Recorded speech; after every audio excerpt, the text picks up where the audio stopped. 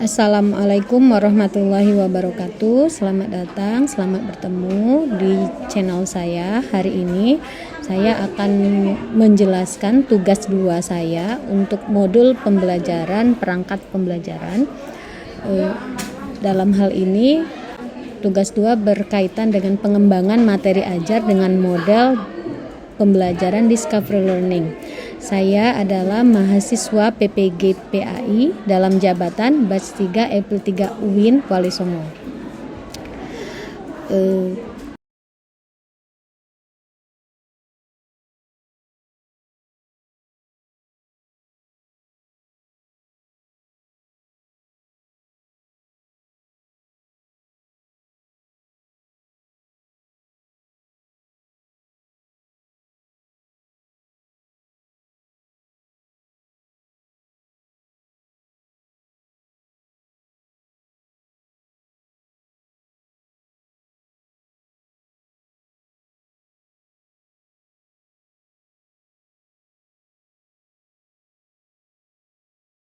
Saya akan membahas tentang isi dari pengembangan materi ajar saya yang mengaitkan dengan model pembelajaran.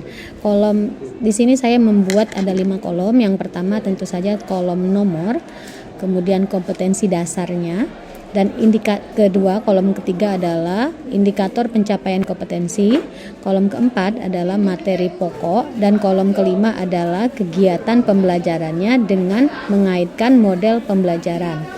Dalam hal ini saya menggunakan model Discovery Learning. Untuk pertemuan pertama kita akan membahas beberapa hal. Untuk KD-nya adalah KD 124 meyakini bahwa agama mewajibkan umatnya untuk beribadah dan bersyukur kepada Allah serta berbuat baik kepada sesama manusia. KD 224-nya berbuat baik kepada sesama manusia sesuai dengan perintah Quran Surat Luqman ayat 13 dan 14, Al-Baqarah ayat 83 serta hadis terkait. Indikator pencapaiannya adalah untuk KD 124 itu adalah pertemuan berikutnya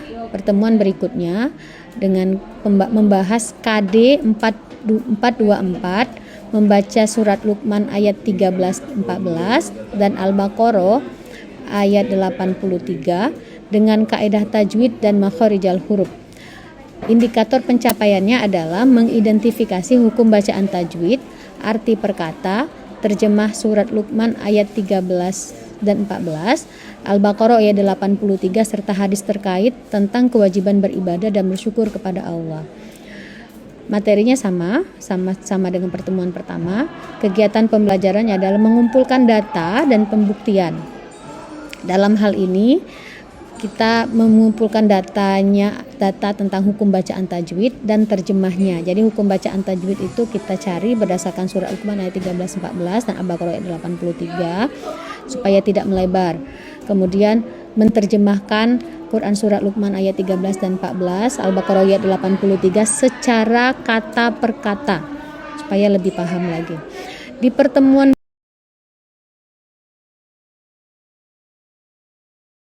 berikutnya dengan membahas KD 324 mengevaluasi makna surat Luqman ayat 13-14 dan Al-Baqarah ayat 83 serta hadis tentang kewajiban beribadah dan bersyukur kepada Allah serta berbuat baik pada sesama manusia. Indikator pencapaiannya adalah menjelaskan asbabun nuzul, isi kandungan surat Luqman ayat 13-14 dan Al-Baqarah ayat 83 dan hadis tentang kewajiban beribadah dan bersyukur kepada Allah serta berbuat baik kepada sesama manusia. Pada pertemuan ini membahas tentang mengidentifikasi manfaat dan kewajiban karena menjelaskan makna. Jadi kita tuh mengidentifikasi apa sih kewajiban beribadah, manfaatnya apa gitu berdasarkan surat Luqman ayat 13, 14 dan Al-Baqarah ayat 83.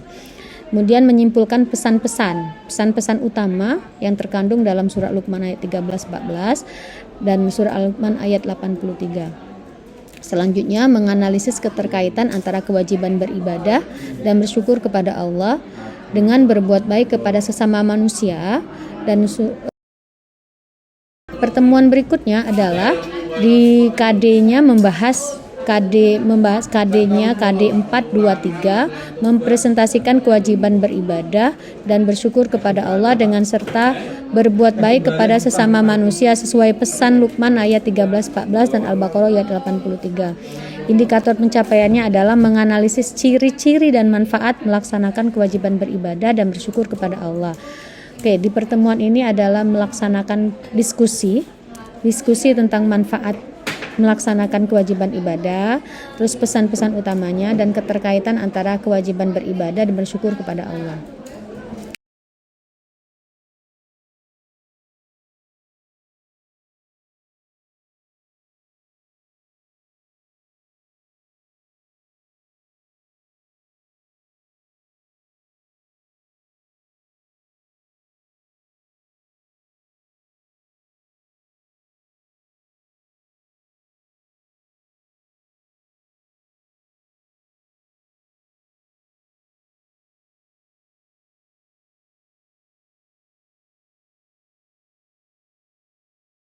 Pertemuan terakhir atau pertemuan kelima KD 4242 mendemonstrasikan hafalan Quran Surat Luqman ayat 13-14 dan Al-Baqarah ayat 83 dengan lancar.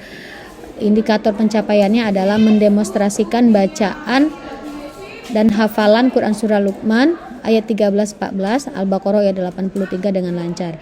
Di pertemuan ini masing-masing siswa mendemonstrasikan bacaan surah Luqman, ya, boleh melihat tulisan, yang penting itu makhorijal hurufnya tepat. Yang kedua adalah hafalan surat Luqman, salah satunya saja, tidak semuanya, dengan lancar. Terus penugasannya adalah membuat kaligrafi surat Luqman ayat 13-14 dan Al-Baqarah ayat 83.